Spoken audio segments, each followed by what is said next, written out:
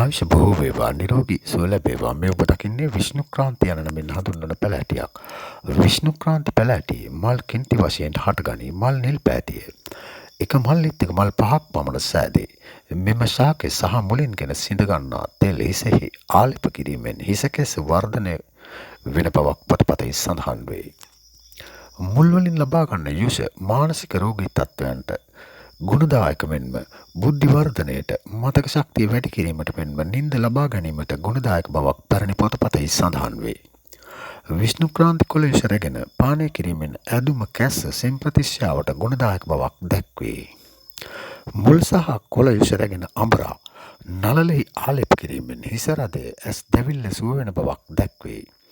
සෙමට කැස්සට පැලෑටිය තම්බා අඬ කෝපයක් පමණ රැගෙන මීපැණි මිශ්‍ර කර පානයේ ගුණදායක බවක් සඳහන් වේ.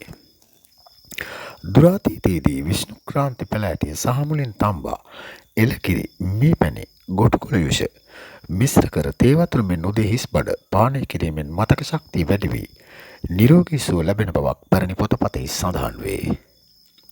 ඔබට කතා කළ මම පාරම්පරික හෙළ වෛද්‍ය එන්.කේ. අබේවර්ධන. වීඩියෝව හොඳයි සිතේ නම් සබ්ස්ක්‍රයිබ් කරන්න, තව කෙනෙකුට නැරඹීම සඳහා ෂෙයා කරන්න.